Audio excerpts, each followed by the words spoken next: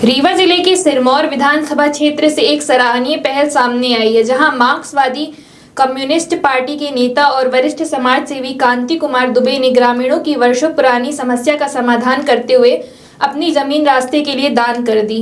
मामला जवा तहसील के ग्राम बरुआर चौखंडी का है, जहां 5 गांवों के लोगों का आने जाने के लिए शासकीय मार्ग उपलब्ध नहीं था। ग्रामीणों को खेतों की मेड़ और डाड़ के सहारे आवागमन करना पड़ता था, लेकिन एरा प्रथा लागू होने के बाद लोगों ने अपने खेतों में तारबंदी कर रास्ते बंद कर दिए, जिससे ग्रामीणों को करीब 6 किलोमीटर का लंबा चक्कर लगाकर आना जाना पड़ रहा था। ग्रामीणों की परेशानी को देखते हुए माकपा नेता कांति कुमार दुबे ने मुख्य मार्ग से लगी अपनी लगभग 120 फीट लंबी और 10 फीट चौड़ी बेशकीमती जमीन दान में देकर रास्ता बनवाने का निर्णय लिया। उनके इस कदम से अब 5 गांव के लोगों को सीधे मुख्य मार्ग से आवागमन की सुविधा मिल सकेगी। गांव वासियों में इस पहल को लेकर खुशी का माहौल है।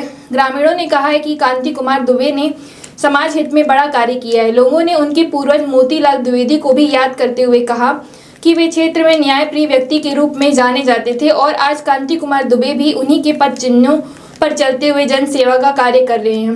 ग्रामीणों ने इसे समाज के लिए प्रेरणादायक पहल बताते हुए कांति कुमार दुबे का आभार जताया है। आपका? मेरा नाम कांति कुमार द्विवेदी है। मैं मार्क्सवादी कम्युनिस्ट पार्टी का एक सामाजिक कार्यकर्ता हूँ। पिछला विधानसभा चुनाव भी लड़ा था। आपके अपनी ज़मीन से रास्ता दिए हैं, क्या पूरा मामला है? ये कुछ नहीं है, हमारा पारिवारिक कुछ ज़मीनी विवाद था, जिस कारण ये बैसनपुरवा के लगभग 7 गांव जुड़े हुए हैं। बैसनपुरवा, गगहना, भिटौहा, खैराबारी, डांडी। तो इसके लिए रास्ता नहीं थी।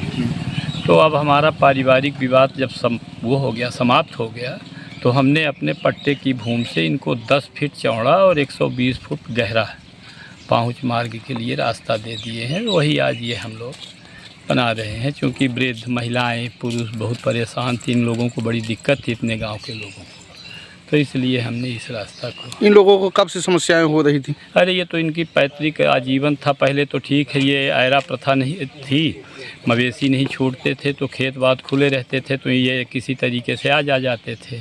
पर जब से आवारा पशुओं का आतंक हुआ, तब से हर किसान अपना खेत रूंध देता है।